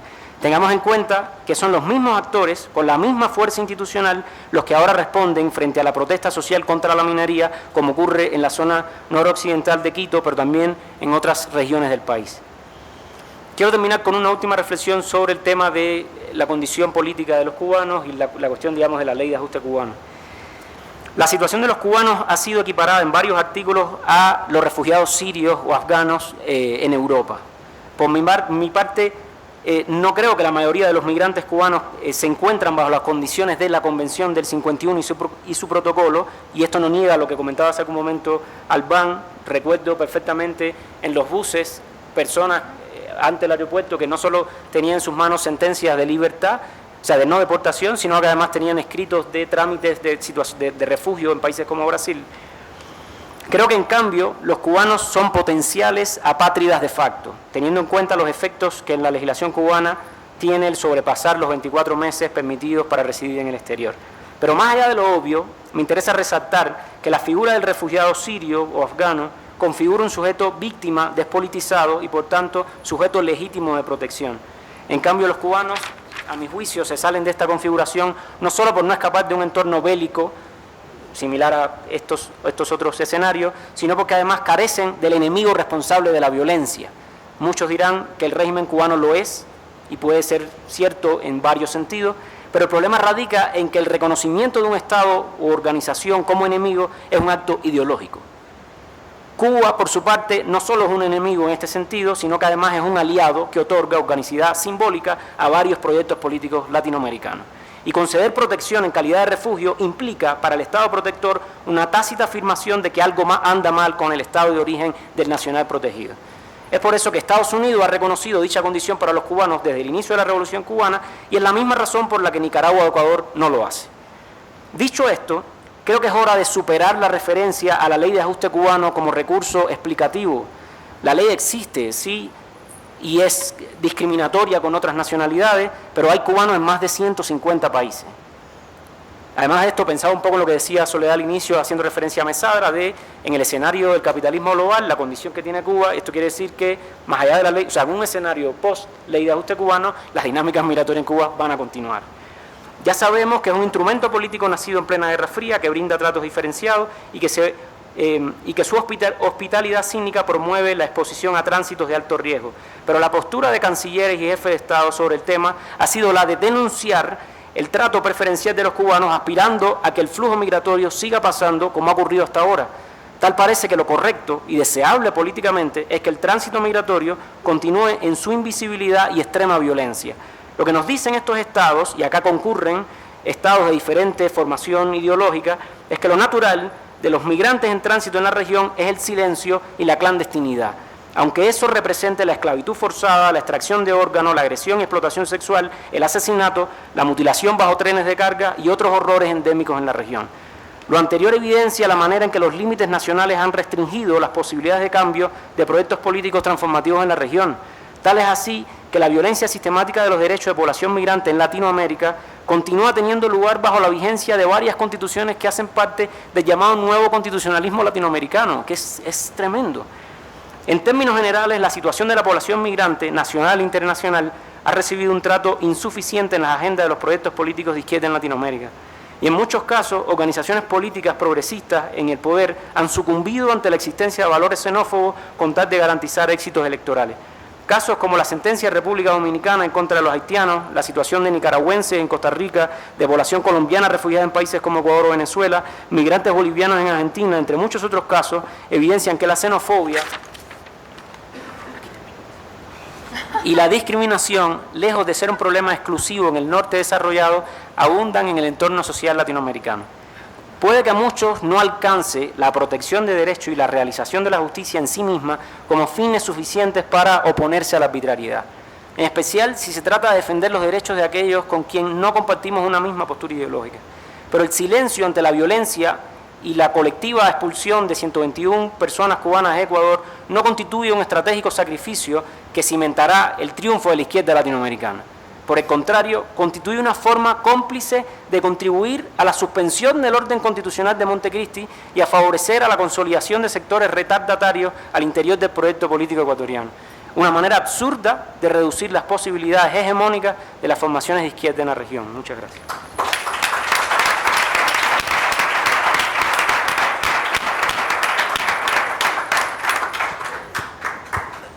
Muchas gracias, Ahmed. Damos la palabra ahora a Marta Cecilia Ruiz.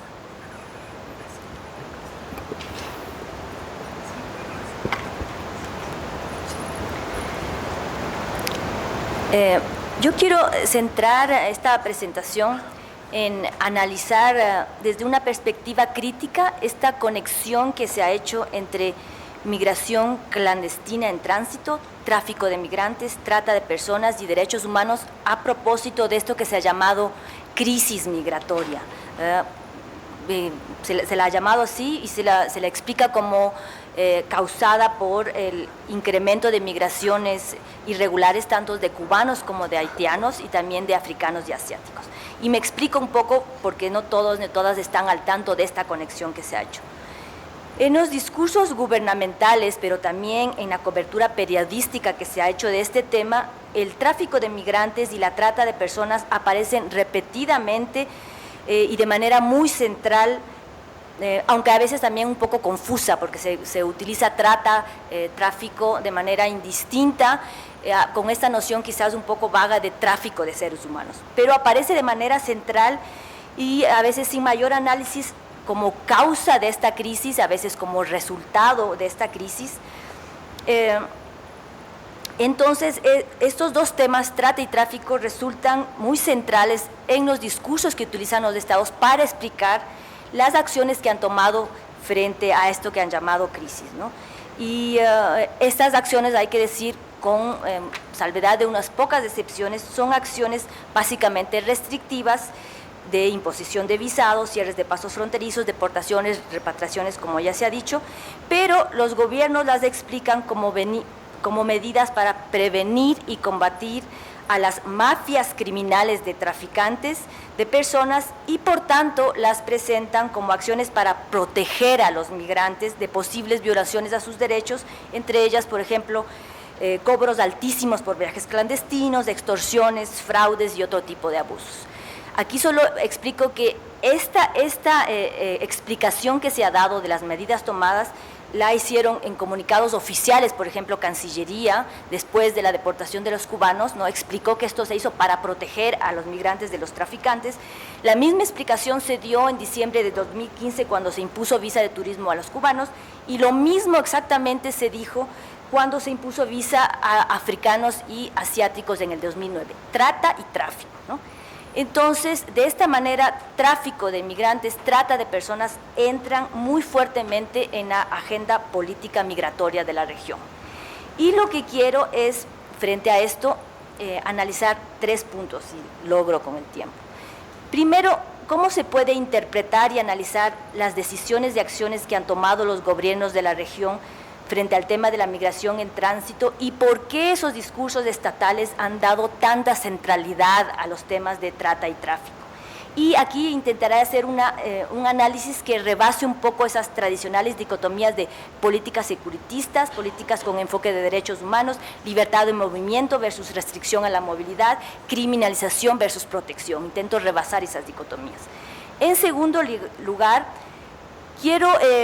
me pregunto e intento analizar cómo se han entendido estos dos complejos procesos, tráfico de inmigrantes y trata de personas, en los discursos gubernamentales y también periodísticos que se han hecho en torno a esto que se ha llamado crisis migratoria. Y solo me adelanto diciendo que las comprensiones de estos dos complejos problemas han sido bastante limitadas y simplistas. Y en tercer lugar, si es que alcanzo, analizo las respuestas que los estados han dado frente a esto que han llamado mafias de traficantes y criminales organizados que estarían detrás de esta migración en tránsito, y planteo la posibilidad de pensar en acciones más integrales y diferentes a estos operativos policiales, militarización de fronteras, deportaciones y repatriaciones. Entonces, comienzo por el primer punto.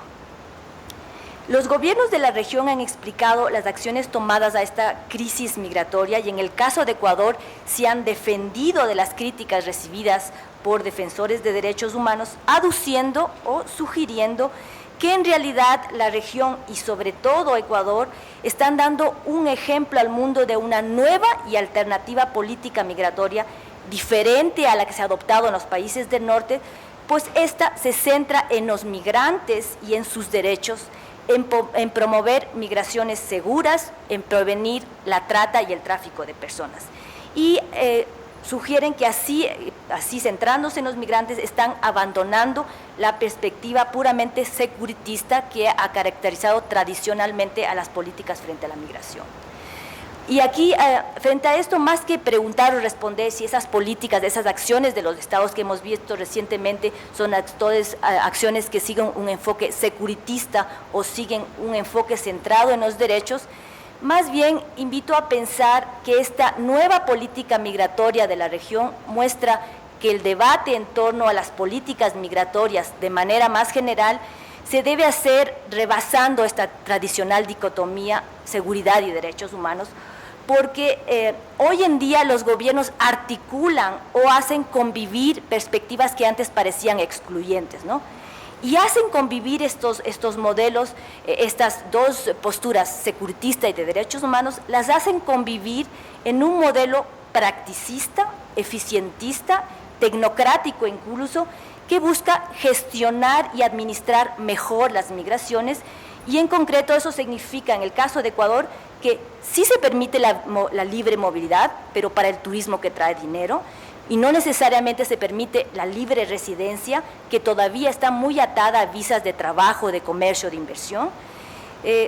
Sí se aprovecha las migraciones que se ven como seguras y que aportan al país, y esto es migraciones altamente calificadas, que traen inversiones y claro que son legales, y al mismo tiempo se controla y se restringe esos flujos migratorios que se ven como menos aportadores para el país, como las migraciones no calificadas, de personas que vienen de países empobrecidos y que se dan fuera de las normas y los controles del Estado. Entonces, los flujos migratorios que componen esa llamada crisis migratoria en la región corresponderían a este último grupo, ¿no? Desde la perspectiva de los estados, esos son movimientos de personas desordenados, que se dan no solo fuera de los canales legales, sino que incluso son muy difíciles de vigilar y controlar, o sea, escapan la vigilancia y el control estatal porque son flujos inestables y altamente móviles. Y los estados califican a este tipo de movimientos como migraciones riesgosas, que representan no solo un problema para los estados y su seguridad, sino también implican violaciones a los derechos humanos de los mismos migrantes. Los ejemplos más evidentes de esta migración desordenada y riesgosa, como llaman los estados, sería la migración clandestina o mal llamada ilegal, porque así han llamado, sin mucho tapujo, gobiernos como los de Colombia, ¿no? Y sobre todo, además de esta migración llamada ilegal, los ejemplos más fuertes serían el tráfico de inmigrantes y la trata de personas. Algunos gobiernos como los de México, por ejemplo, conectan abiertamente estas migraciones en tránsito y riesgosas con el delito y la criminalidad, incluyendo el delito del narcotráfico, mientras que autoridades ecuatorianas usan un lenguaje mucho más sutil y aunque sí hablan de migraciones riesgosas, también hablan de migraciones vulnerables o no responsables, donde los migrantes no se han asegurado de viajar con documentación, no se han asegurado de cumplir las normas de los estados, ni se han asegurado de resguardarse de posibles inseguridades, ¿no? Como si los migrantes pudieran controlar todo este proceso, ¿no? Y como si fueran tan irresponsables y hasta tan ignorantes que deciden por ellos mismos viajar sin visas y toman la decisión voluntariamente y sin ningún tipo de condicionamiento externo de emprender un viaje altamente costoso e inseguro con el apoyo de los coyoteros. Aquí es necesario complejizar esta noción de voluntariedad cuando se habla del tráfico de migrantes, porque se resalta mucho que esto es voluntario y que los mismos migrantes han contratado a coyotes. Hay que complejizar un poco esa noción de voluntariedad. Entonces, lo que caracteriza a esto que se ha llamado la nueva política migratoria adoptada en la región es que utiliza problemáticas tan complejas como el tráfico y la trata de personas y las enmarca en el discurso universal, imperativo, pero bastante abstracto de los derechos humanos, para así legitimar y justificar la adopción de medidas de restricción, control y exclusión, como las imposiciones de visas y las deportaciones. Se trata entonces de una securitización que se da en términos de protección, fíjense, ¿no? Se rebasa un poco la dicotomía, y donde de protección al migrante, y donde la noción de vulnerabilidad y la imagen de la víctima, que sobre todo en el caso de la trata de personas, esta víctima tiene un rostro de niño, niña, adolescente, mujer, los grupos más vulnerables, y utilizando ese rostro de víctima, como he dicho, se legitima y justifica los controles y restricciones, creando un modelo que algunos académicos han llamado políticas de control con rostro humano. Aquí estoy pensando en Eduardo Domenech de Argentina, y para especialistas críticas en el tema de trata de personas se trata de un humanitarismo militarizado, como lo llama Elizabeth Bernstein, socióloga estadounidense. Solo para cerrar esta parte, es necesario decir que este modelo de política migratoria nuevo en realidad no es un modelo para nada nuevo, ¿no? Es un modelo bastante extendido hace ya mucho tiempo a nivel global, ¿no? Y que de hecho viene de los países del norte, de los cuales los gobiernos sudamericanos dicen que quieren distanciarse. Es un modelo, por tanto, replicado en nuestra región, aunque de maneras muy diferentes y con estilos muy distintos, que ha sido presentado y publicitado como un modelo más racional y respetuoso de los derechos humanos y más eficiente que modelos puramente controladores que no estaban teniendo los efectos buscados o que estaban generando efectos no esperados. Entonces cierro aquí mi primer punto. No sé cuánto tiempo tengo. ¿Todavía? ¿Pronto? Bueno, el segundo punto es tratar de analizar cómo se ha entendido y cómo se ha explicado en este discurso sobre esta llamada crisis migratoria a la trata al tráfico de migrantes y a la trata de personas, ¿no? En realidad, estas dos problemáticas han sido una especie de excusa, como digo, de parte de los actores estatales, y desde el periodismo han sido problemáticas que se nombran repetidamente, pero de una manera muy breve, y por tanto sobre las cuales no ha habido mayor análisis ni reflexión. Sin embargo, lo poco que se ha dicho y sugerido sobre estos dos procesos, trata y tráfico, presenta una realidad extremadamente simplificada, con una causa única aparentemente, que sería el crimen transnacional organizado, y con solo dos actores que además son presentados desde la dicotomía y el estereotipo, víctimas y victimarios. Frente a esto, es necesario resaltar que detrás del tráfico de personas, del tráfico de migrantes y la trata de personas hay múltiples y muy profundas causas que no pueden ser reducidas al incremento del crimen organizado. Detrás de esto están históricas y sistémicas desigualdades que se dan a diferentes niveles, local, nacional, global. Hay desigualdades geopolíticas, de género, étnico-raciales. Y si tomamos, por ejemplo, el caso del tráfico, es justamente en esas desigualdades geopolíticas donde se adoptan políticas migratorias selectivas, ¿no?, que dan la bienvenida a algunos grupos nacionales y cierran las puertas a otros. Y al cerrarlas, entonces, realmente están fomentando que se den migraciones irregularizadas de manera autónoma o con la facilitación de coyoteros y traficantes de personas. Desigualdades que se expresan en el caso de la trata de personas en regímenes laborales marcados por la precarización y la explotación de los trabajadores, sobre todo trabajadores jóvenes, no calificados y en condiciones de migración interna también, ojo, e internacional, cuyo trabajo explotado y mal pagado o simplemente no pagado es aprovechado por las economías informales sobre todo, pero ojo, también por las economías más formales.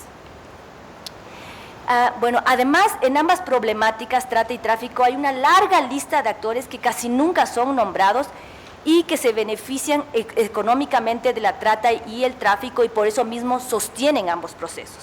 No solo están los coyotes, no solo están los llamados tratantes de explotadores, están enganchadores, captadores, transportadores, intermediarios, encubridores.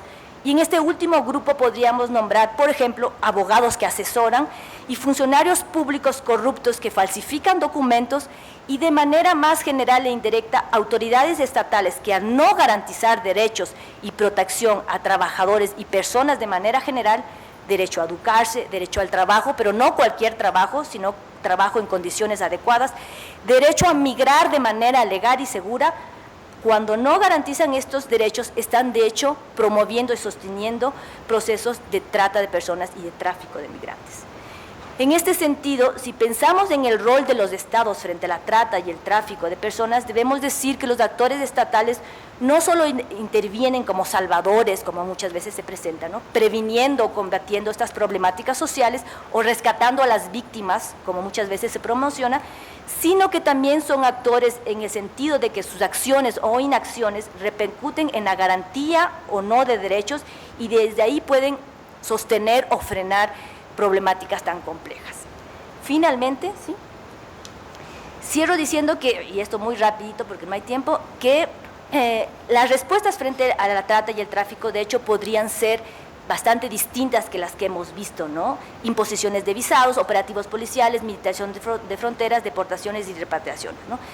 Se puede y es necesario pensar en políticas mucho más integrales que no sean solo de control, persecución, sanción, políticas reales de protección y yo diría sobre todo políticas de prevención, ¿no? Y entre estas últimas, las políticas de prevención están de hecho enfrentar las causas estructurales que están detrás del tráfico y la trata, conectando, por ejemplo, acciones de antitrata y antitráfico con las agendas de desarrollo social, inclusión económica y social, etcétera, ¿no? Claro que estas medidas son complicadas, son a largo plazo, pero son medidas extremadamente necesarias de hacer si se quiere realmente combatir, como se ha dicho, la trata y el tráfico.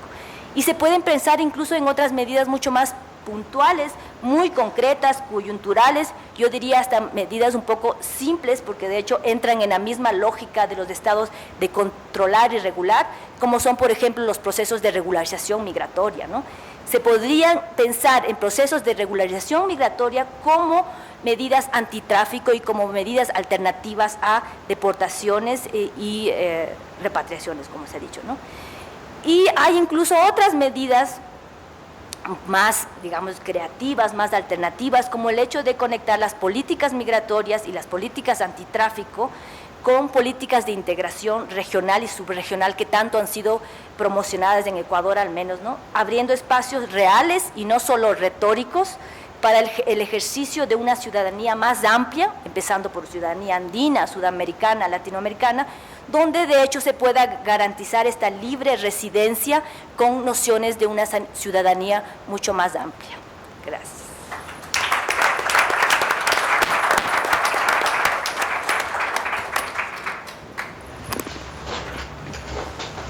Bueno, daríamos entonces, muchas gracias Marta Cecilia, la palabra a Marco Romero. ¿Nos escuchas?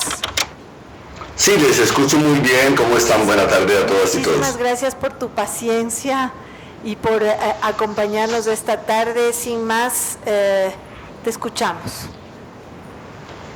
Bien, en primer lugar quiero agradecerles la posibilidad de organizar estos debates desde la academia, desde las organizaciones de sociedad civil, para que estos problemas puedan situarse en la agenda pública y no, porque en cierto modo también hay un déficit allí, en el sentido de que si nosotros no logramos que estas agendas hagan parte de la agenda pública, pues van a debilitarse cada vez más y se van a imponer otro tipo de paradigmas muy distintos al enfoque de derechos.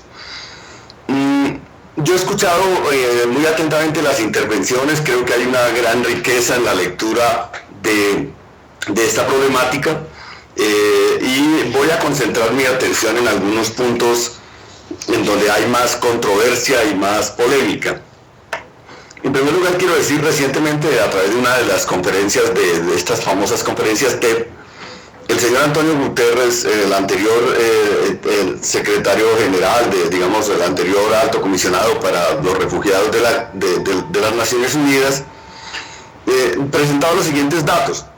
Decía que en general el 86% de las personas refugiadas en el mundo se encuentran en los países en desarrollo.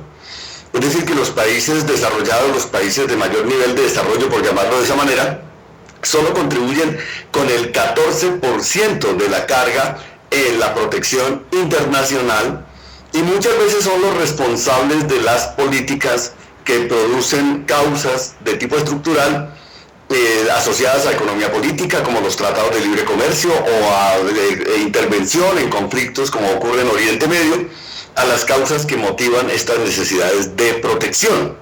Me parece muy importante ese dato, porque si bien pues hemos escuchado, nosotros también hemos hecho intervenciones críticas frente a los gobiernos vecinos, también reconocemos, Ecuador ha hecho un esfuerzo importante en el reconocimiento de los refugiados colombianos, con un registro de 54,000 personas, sabemos que son muchos más, reconocemos ese aporte de Ecuador y de Venezuela, de otros países que han ofrecido una solidaridad con la diáspora colombiana, particularmente aquella que se deriva del conflicto armado, pero hay que decir, estamos en un momento tremendamente regresivo frente a fenómenos de migración forzada y obviamente comparto las críticas y los planteamientos que se han hecho el día de hoy.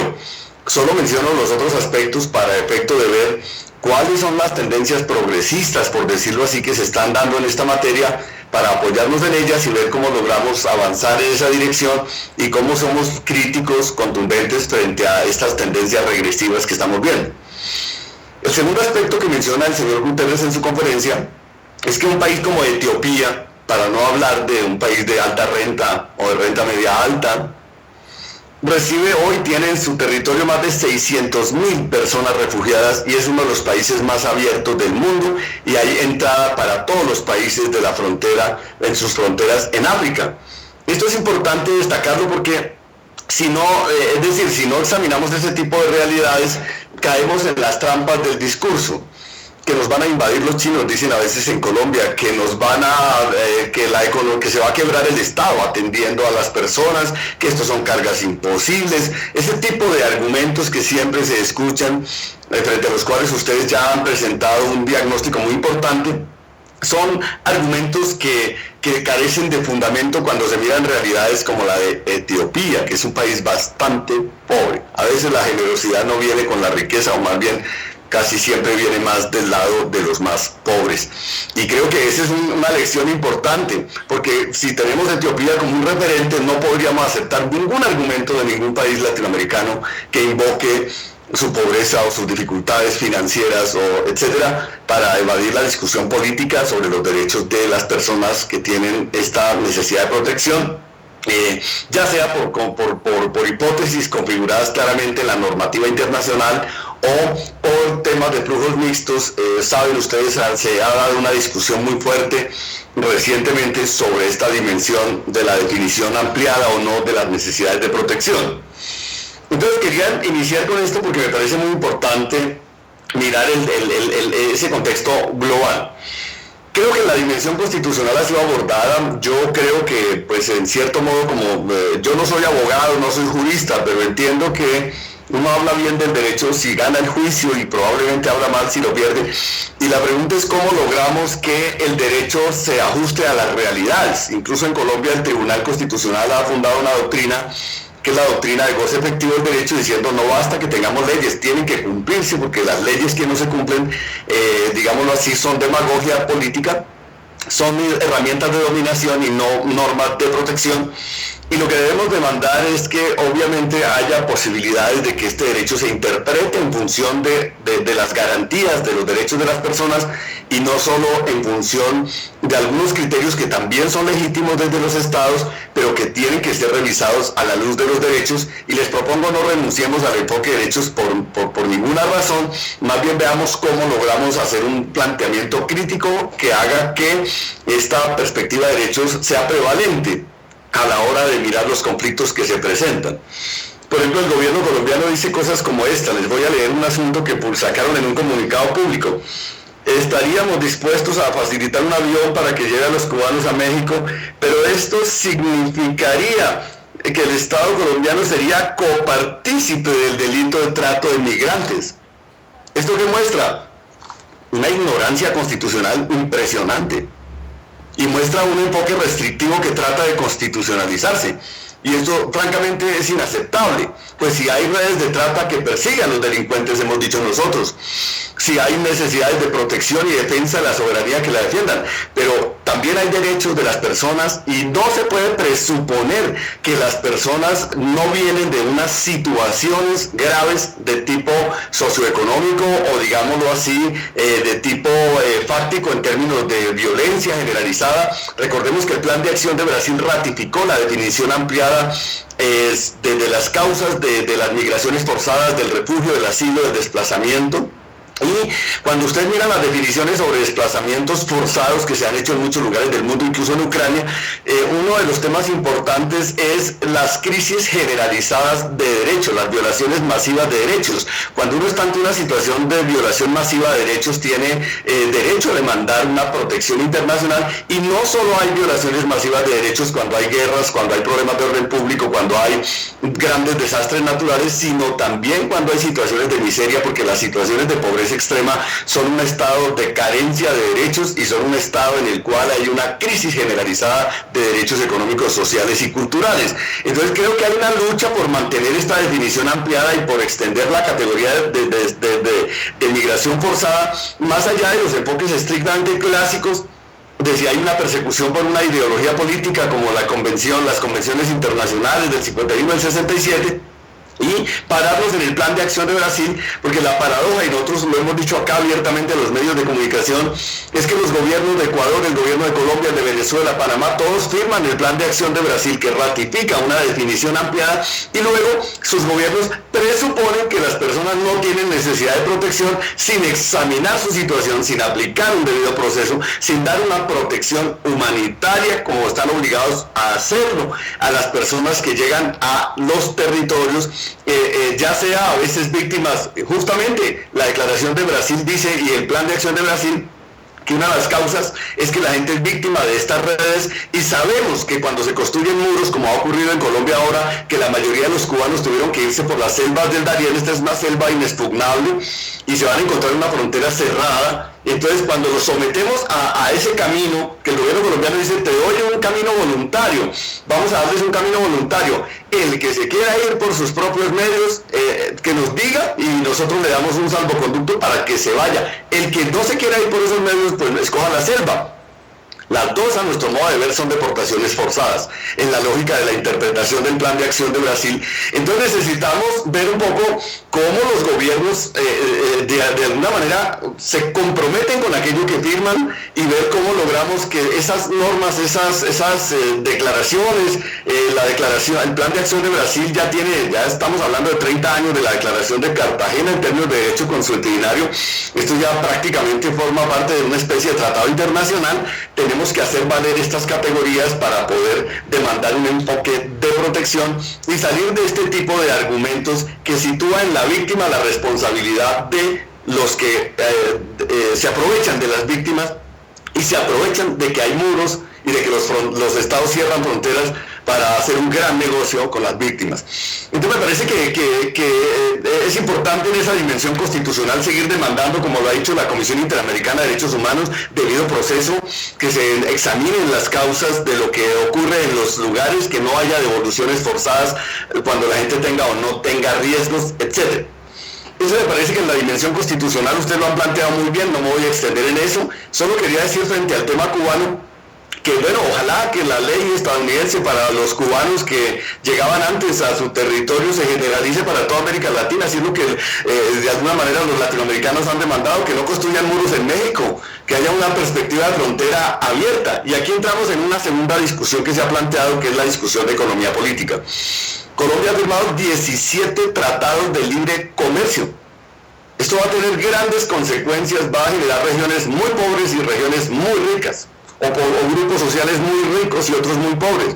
Los más pobres van a buscar protección internacional y la paradoja de la que estamos hablando hoy es que muchos de los estados nuestros, de nuestros países, son países que han invocado la solidaridad internacional, son países que tienen unas diásporas de refugiados, de asilados, de desplazados y emigrantes, y la paradoja enorme es que se hayan pasado a la doctrina del estado de Texas y del estado de Arkansas a decir, no, es que nosotros ahora vamos a defender la teoría de los europeos conservadores y de los americanos conservadores, estableciendo visas de tránsito, estableciendo limitaciones, restricciones, construyéndole muros a la movilidad, cuando el discurso neoliberal lo que dice es que va a haber movilidad, que la regla es la movilidad y la integración de los mercados, pero entonces es una integración de mercados sin ciudadanos.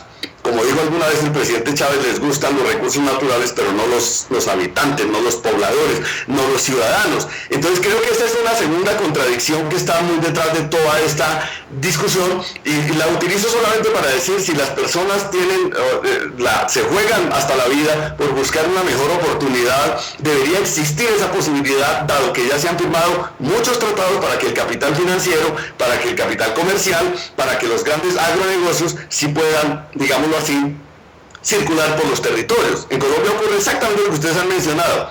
Empresarios como el señor Epromovis, dueño de Avianca, dice a los 15 días de llegar a Colombia, o el señor Carlos Slim, estoy orgulloso de mi nueva cédula colombiana. Y nosotros hemos preguntado si llegan personas pobres de Ecuador, de Venezuela, están llegando a Colombia muchas personas de Venezuela por la crisis que hay en este país.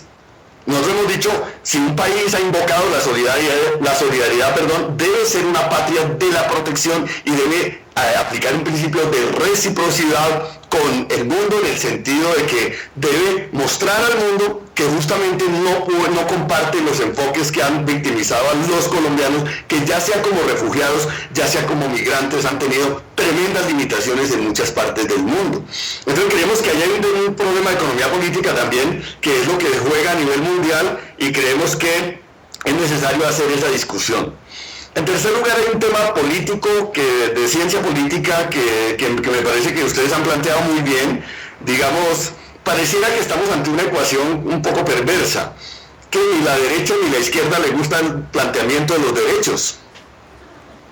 Y esto sí me parece un poco complejo, porque ver gobiernos de izquierda y de derecha unificados en el desmonte del sistema interamericano, algunos prometiendo que van a crear un sistema latinoamericano de derechos humanos, pues está bien, ojalá tengamos un sistema latinoamericano de derechos humanos. Dicen a veces los que hacen apuestas, pago por ver. Esperamos que pueda haber un sistema latinoamericano de derechos, pero si no tenemos capacidad de aplicar el plan de acción de Brasil, menos de crear un sistema latinoamericano de derechos. No podemos aceptarlo, digo con todo respeto, el argumento del presidente Evo Morales de que la CIDH tiene influencia estadounidense. No, Estados Unidos ni siquiera forma parte de la Convención Americana de Derechos Humanos, que porque la financia, pues entonces que la financie Venezuela, que la financie Colombia, que financie la CIDH México, Argentina, Chile, Brasil. Si quieren que sesione en Costa Rica o que sesione en la Patagonia, está bien, es decir, no hay problema, pero no la idea de que desmontamos un sistema que ha sido importante para proteger derechos con la promesa, el albur de que vamos a tener otro, y que cuando hablamos un poco de la actitud latinoamericana frente a derechos, los logros alcanzados van en una perspectiva de cierre. Y yo creo que allí hay que plantearle a los gobiernos y hay que plantearnos como sociedades cuál es el contenido de la integración latinoamericana. Creo que se han hecho avances importantes. La última vez que estuve en Quito, en un debate de la Fundación Esperanza sobre esta problemática, el representante de la UNASUR dijo que en la UNASUR se estaban discutiendo documentos muy importantes para ir más allá del libre tránsito como definición de la ciudadanía latinoamericana y desarrollar un enfoque de derechos que tuviera en cuenta los derechos de los pueblos indígenas, de la diversidad cultural, los derechos de las mujeres, los derechos de los niños, etcétera. Bueno, eso es lo que tenemos que reclamar, pero yo me pregunto, ¿dónde está la UNASUR frente a esta crisis? Bueno, en Centroamérica los organismos de integración han jugado un rol para lograr que haya entendimiento sobre estas situaciones que se están presentando. Y me parece que está en juego esta problemática. ¿Estamos realmente por un proceso de integración latinoamericana o no? Porque si uno está en una perspectiva latinoamericana y más de izquierdas en el sentido de que no le asusta que lleguen los pobres, pues no puede andar preocupado porque llegaron los refugiados o porque llegaron los migrantes. Me parece que esta es una discusión que a veces preocupaba más a ciertos discursos de derechas patrióticos que planteaban discursos de securitistas ante cualquier perspectiva de movilidad humana. Entonces me parece que vale la pena hacer el planteamiento de la integración y si los gobiernos realmente están en la perspectiva de la integración y cómo estas herramientas de integración que son tan importantes como lo que ha hecho la UNASUR, la ciudadanía andina, etcétera, se utilizan para efectos de potenciar un diálogo distinto sobre la movilidad en la región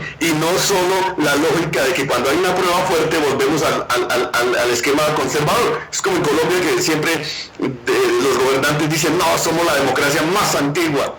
Y cada vez que hay un problema, cualquier problema que desafía un poco el poder político, dicen hay que ir al estado de excepción, porque es que realmente somos una democracia antigua, pero las democracias no pueden resolver los problemas sin violar los derechos, entonces mejor violar los derechos de una vez para que resolvamos el problema. Y yo creo que ese tipo de argumentos no puede ir en la lógica de los gobiernos latinoamericanos. Yo reconozco que el presidente Chávez, el presidente Correa, el presidente Lula da Silva, el presidente Evo Morales, el presidente de Nicaragua, digamos, muchos de ellos han jugado a que haya una integración latinoamericana, pero la integración se ve en los hechos. Recordemos que Carlos Marx decía que las constituciones son como las personas, que se pueden examinar por lo que dicen o por lo que hacen.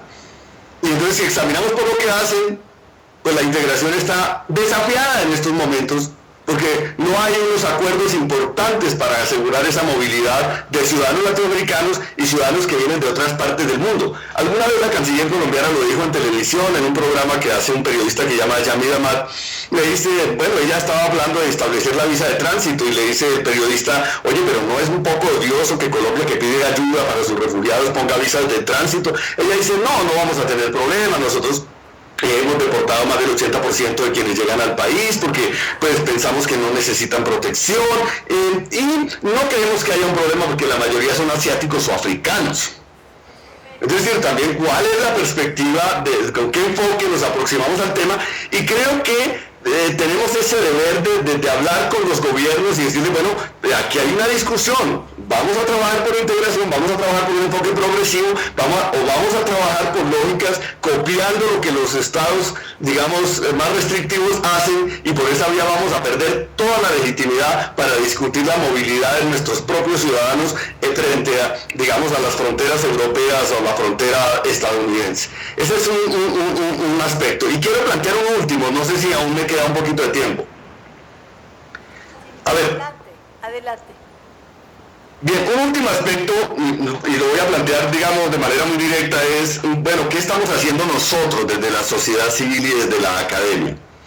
Esta pregunta hay que hacerla en primer lugar, porque creo que si nosotros, que somos los que estamos más preocupados por el predominio de enfoques securitistas, de enfoques restrictivos, de enfoques, digamos, que entienden de alguna manera la soberanía contra la integración, en esta perspectiva de diálogo sobre migraciones, la pregunta es, ¿qué vamos a hacer nosotros? Porque si nosotros no hacemos mucho por poner este tema en la agenda pública, creo que nadie lo va a hacer. Entonces creo que es muy importante que de foros como estos derivemos cada vez más formas de acción conjunta con las organizaciones de los distintos países. En Centroamérica, por ejemplo, se está discutiendo muy fuertemente qué es un desplazado.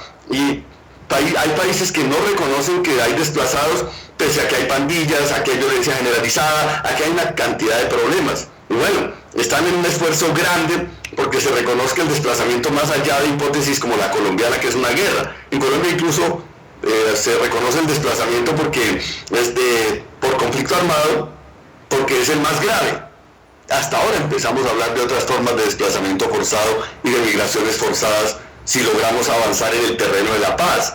Pero esa hipótesis extrema de la guerra no es la única, y en Centroamérica hay un debate sobre esto. Entonces creo que es hora también de ver cómo activamos de manera más efectiva las redes, digamos, en el que las academias hagan sus aportes de investigación y las organizaciones sociales podamos, digamos, movilizar este debate para de algún modo ponerlo en la agenda pública y ayudar a que la integración latinoamericana sea una posibilidad y no un discurso de ocasión, a que el plan de acción de Brasil no sea solo un discurso de ocasión, a que toda esta discusión, digamos, que hemos planteado frente a los países centrales en términos de la movilidad humana no se nos devuelva con un argumento en el sentido de que no somos capaces de lograr que nuestros países hagan lo que le pedimos a los demás que hagan. Entonces creo que tenemos una tarea grande, sé que la responsabilidad principal no es solo nuestra, pero creo que debemos trabajar algunas formas de articulación de trabajo como está ocurriendo con el foro de hoy y ver cómo derivamos de aquí una agenda político y académica en función de los derechos y de una perspectiva mucho más garantista. Muchas gracias por su atención, me excusan por hablar desde acá.